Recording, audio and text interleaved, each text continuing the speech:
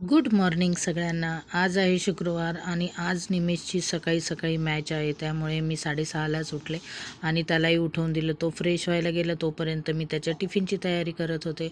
आज मी त्याला देणार आहे अंडा पराठा. त्याच्यासाठी मी 1 वाटी आपलं गव्हाचं पीठ घेतलं आहे. एक कांदा, कोथिंबीर, हिरवी मिरची आणि मीठ, हळद आणि लाल तिखट असं मी सगळं मिक्स करून घेतलं. लागता पाणी टाकून घेतलं आणि 2 अंडी त्याच्यामध्ये मिक्स करून घेतले. असं आपण छान असं घट्ट असं जास्त पातळ पण नाही असं बॅटर्स तयार करून घेतलं हे बघा. आणि चांगलं फेटून घेतलं आहे मी त्याच्यामध्ये अंडं आणि छान पद्धतीने मी ते फेटून घेतल्यानंतर एक साईडला मी तवा ठेवून घेतला आहे बघा. तुम्हाला दिसेल जास्त पातळ पण नाही आणि जास्त घट्ट पण नाही आहे. असं छान पद्धतीने मी बॅटर तयार करून घेतलेलं आहे ते.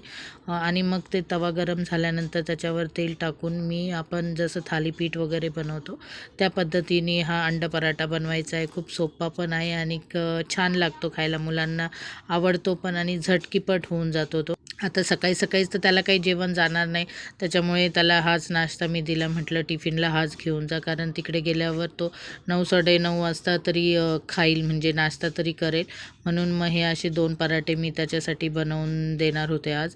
तर इकडे मी पराठे बनवून देतेच आहे. तर निमिषला जरा खोकला वगैरे पण आहे, सर्दी पण आहे, तर तो औषध घ्यायचा खूप कंटाळा करतो. तर मग आपला घरगुती उपायच मी करते. त्याला मी म्हटले की 1 चमचा मध घे आणि त्याच्यामध्ये थोडंसं चिमूटभर हळद घे, पण त्याने थोडीशी हळद जास्त घेतलेली आहे. हळद आणि मध मी त्याला बोटानेच व्यवस्थित मिक्स करायला सांगितलं होतं. त्याला बोलले की व्यवस्थित बोटाने ते सगळं मिक्स करून घे, म्हणजे ती चांगली व्यवस्थित मिक्स होईल. आणि मग ते मिश्रण आणि मग निमिषला मी ते मिक्स झालेलं 1 चमचा ते पूर्ण देऊन टाकलं आणि त्याला बोलले की थोडंसं असं पी. पण मग त्यांनी डायरेक्ट घेतलं आणि मला म्हणतो की हळद खूप जास्त झाली. तोपर्यंत इकडे त्याचा पराठा मी रेडी करून ठेवलं. आणि क्रिकेटला जाण्याच्या आधी त्याचे वडील नेहमी स्ट्रेचिंग करून देतात की त्याचे हातपाय वगैरे असे जाम झालेले राहतात प्रॅक्टिसने, तर ते स्ट्रेच वगैरे करून देत होते. आणि मग ते झाल्यानंतर मी त्याचा टिफिन वगैरे भरून दिला आणि त्याची तयारी चालू होती. इकडून जाताना त्याला मम्मीकडे जायचं होतं माझ्या घरी, कारण त्याचे कपडे तिकडेच होते. मागच्या वेळेस क्रिकेटवरून येताना त्याने तिकडेच काढले, तर मम्मीने कपडे धुतले. तर मग आता इकडून जाताना त्याला मम्मीकडे जायचं आहे. इकडे त्याचे वडील स्कार्फ वगैरे, त्याला थंडी खूप आहे त्याच्यामुळे ते स्कार्फ वगैरे त्याला बांधून देत होते. आणि मग इकडून ते आता मम्मीकडे जातील.